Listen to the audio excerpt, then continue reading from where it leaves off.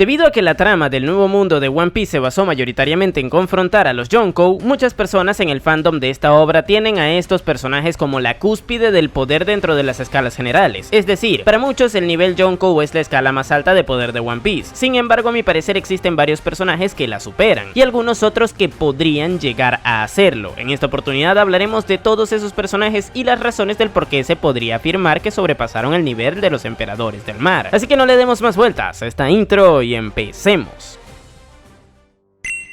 Bien, para empezar primero hay que tener presente de a qué nos referimos cuando hablamos de los personajes nivel Yonkou. Si bien es cierto que en este grupo existen tipos como el Shirohige viejo, Kaido o Shanks, también debemos tener en cuenta que actualmente otros piratas considerablemente menos poderosos accedieron a ese estatus como Barba Negra o el propio Luffy. Tengan presente que el protagonista de esta historia fue considerado un emperador del mar a partir del final de Wano, y en ese momento no podía derrotar en 1 contra 1 a Kaido, puesto que recordemos que para poder hacer que el rey de las bestias cayera requirió de la ayuda de la mayoría de los personajes más poderosos de la alianza. Dicho lo cual, por otro lado también tenemos el caso de Big Mom, que es extremadamente poderosa y tonta, puesto que no demostró ni la mitad de ese poder que supuestamente tendría que tener contra Kid y Law porque tenía un ego más grande que su sobrepeso, y eso es decir mucho. Así que tengan presente que el nivel Yonkou no es esa escala en la que están los personajes anteriormente mencionados, sino más bien una más baja. Convengamos en que Big Mom podría ser perfectamente esa escala de medición, ya que no es tan poderosa como un Kaido o un Barba Blanca, pero sigue siendo más fuerte que un Luffy o un Barba Negra, así que ella será la unidad de medida para determinar quién será capaz de superar ese escalón de nivel de poder de los emperadores del mar. Y ahora sí, empezando por los personajes que posiblemente, y ojo con esto, posiblemente podrían superar esta escala, está Aokiji, o bueno, antiguamente era conocido así, ahora por su nombre de pila, Kusan. A mi parecer el antiguo almirante de la marina podría ganarle en un 1 contra 1 a Big Mom, esto por una razón bastante determinante, el entrenamiento que recibió por parte de Monkey D. Garp. Cuando apenas era un joven cadete de la marina, este moreno se acercó a un demente que se dedicaba a golpear barcos acorazados con sus puños, esto para que le entrenara. En un principio el viejo loco de Garp, que en aquel entonces no era tan viejo, se negó a ayudarle, pero luego a pura voluntad Kusan se fue ganando su respeto y acabó accediendo. Esto hizo que ambos compartieran rutinas de entrenamiento, cosa que hizo que el joven marín acabara desarrollando un poder físico increíble, quizás no tan abismal como el del vicealmirante, pero sí que lo suficientemente grande como para que a nadie se le pasara por la cabeza nunca que solo sería fuerte posteriormente gracias a su fruta del diablo, y este es un factor bastante bueno a mi parecer, ya que gracias a todo esto Aokiji desarrolló una resistencia brutal. Recordemos que en su pelea con Garp en Hachinosu aguantó perfectamente los ataques de su maestro. Adicional a esto también pudo responderle a puñetazo limpio, y todo esto sin demostrar cuál era su verdadero poder con su Akuma no Mi, la cual recordemos que está rotísima, ya que es capaz de hacerle daño elemental de hielo a los personajes, y esto dependiendo de la potencia del ataque puede sobrepasar la barrera natural del Haki. Sumado a esto también debemos tener presente de que este tipo seguramente tiene una logia despierta. De momento no se ha dado a entender esto más allá de la condición geográfica y climatológica que había en Panhazard, la cual fue modificada totalmente por las frutas de él y de Akainu, pero tampoco hay que complicarnos mucho realmente para poder asumir que Kusan tiene su fruta despierta, ya que es uno de los usuarios logia más poderosos vistos hasta ahora, por lo que raro sería que no fuera así. Por último debemos mencionar que este tipo no es ajeno a los dominios avanzados de Haki, ya que recordemos que en Marineford repelió uno de los ataques de Shirohige sin entrar en contacto directo con este, siendo este un claro dominio del Haki de armamento avanzado, y luego fue capaz de prever un ataque que el emperador intentaba hacerle con su Meito imbuida en Haki y moldear su cuerpo para evitarlo, tal cual como lo hacía Katakuri en Whole Cake Island, por lo que en general Kusan es un combatiente sumamente completo que creo que podría derrotar a Big Mom, y dependiendo de qué tanta sea esa diferencia, podría incluso superar ese nivel.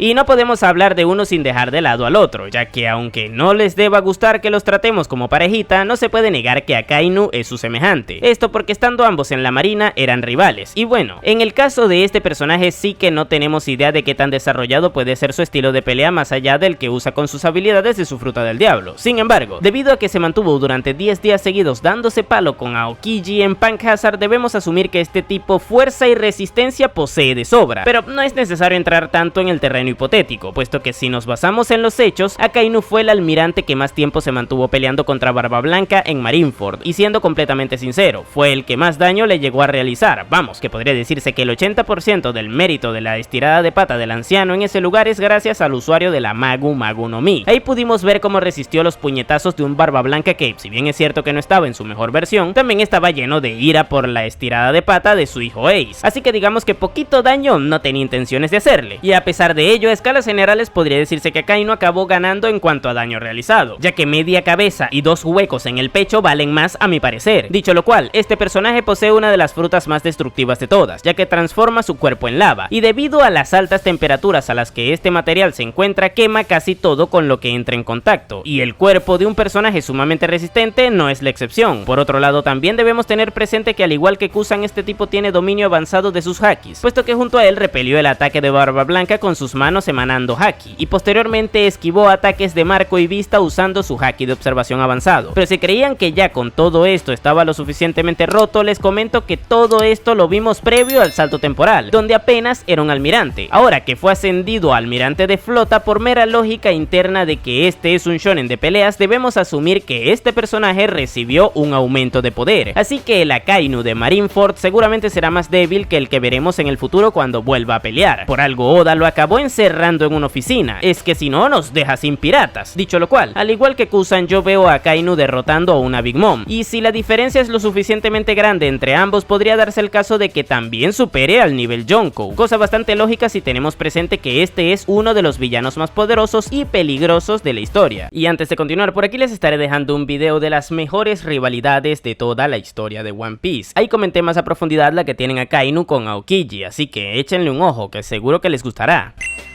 Y siguiendo con la línea de personajes que Oda se ha estado guardando, ahora no solo hablaremos de uno que ha dejado relegado a un escritorio durante todo el post-timeskip, sino de uno que literalmente tiene metido en una oficina durante toda la historia, Monkey D. Dragon. A ver, tampoco hay que ser un genio para comprender que este tipo es extremadamente poderoso, solo hay que tener en cuenta que es el hijo de Monkey D. Garp y padre de Monkey D. Luffy. Habrá que ser bien conspiranoico como para creer que este sujeto será el único miembro de esa familia que no tiene un poder abismal, más aún tomando en cuenta que es el líder de la Armada Revolucionaria, que es una de las facciones que más prometen de cara al final de la historia. Y por si esto no fuera poco, luego tenemos el tema de que es considerado el criminal más peligroso del mundo. Evidentemente esto último no tendría por qué influenciar a su nivel de poder, ya que Vegapunk, que entraría en un top de criminales peligrosos y poderoso, no es. Pero Vegapunk no es hijo de Garp, antiguo marín y líder de una facción dentro de su historia, así que a rasgos generales Dragon tiene todas las papeletas para acabar siendo como mínimo igual de fuerte que un emperador del mar. A día de hoy no conocemos qué estilo de pelea tiene, ni si es un usuario que solamente usa haki o también tiene una fruta del diablo, pero lo que sí que se puede intuir es que seguramente la escala de poder vuelva a romperse cuando demuestre sus capacidades, y quizás sea por eso que Oda se lo esté guardando tanto. Asumiendo que actualmente Luffy no le ha superado en cuanto a poder, ya tendríamos a este personaje en el nivel Yonkou, pero si por lo que sea este hubiera llegado a alcanzar a su padre en su estado prime, no quedaría duda de que superó este nivel de poder, y si es así, a Big Mom le pegaría tremenda papeada si le llegara a enfrentar. Y para cerrar este grupo de los personajes que posiblemente hayan superado a ese nivel, tenemos un caso bastante curioso, ya que miren, yo tengo la creencia de que Shanks, por aquello de haber sido entrenado por Rayleigh y Roger desde joven, acabó alcanzando el nivel de poder de su capitán en la actualidad. Es decir, actualmente yo creo que Shanks está al nivel de Roger. Sí, lo sé, esto suena muy choqueante, pero piénsenlo, literalmente fue criado en el Oro Jackson desde que era un bebé. Prácticamente se saltó un montón de años que requirió Roger para aprender a luchar y usar el haki por sí mismo. Pero bueno, esta es una hipótesis mía. ¿Y qué pasa? Pues que existe un personaje que sí o sí acabará siendo un semejante al pelirrojo en cuanto a nivel de poder respecta, y ese no es otro que Dracul Mihawk, ya que recordemos que hasta que Shanks dio su brazo por Luffy, estos dos eran rivales que tenían duelos extremadamente igualados como espadachines, llegando a resonar estos por toda la Grand Line a pesar de que no eran los piratas más importantes de esa época. Posterior a la pérdida del pelirrojo, ambos tomaron caminos separados. Shanks por un lado se convirtió en el Yonkou y Mihawk por su parte se convirtió en el mejor espadachín del mundo. Actualmente no sabemos quién de los dos es más poderoso que el otro, pero lo que sí que es un hecho es que la diferencia entre ambos es mínima, por lo que podría decirse que están en el mismo escalón. Y si eso que les comenté de que Shanks igualó a su capitán acaba siendo real, pues Mihawk por consecuencia también lo haría, cosa que si nos ponemos a pensar no es tan descabellada, ya que a fin de cuentas este tipo en teoría logró transformar su espada en una Kokuto, es decir, oscureció su filo de forma permanente, cosa que por ejemplo no pudo hacer ni Roger, ni Shirohige, ni siquiera el propio Shanks, así que como mínimo debería ser nivel Yonkou, o incluso podría superarlo si es que mi visión de las cosas se cumple. Pero antes de continuar, por aquí les estaré dejando un video en donde hice hice un top 10 de los mejores espadachines de One Piece. Ahí podemos ver a gente como Mihawk y como Shanks, por ejemplo. Échenle un ojo, que con eso me apoyan un montón.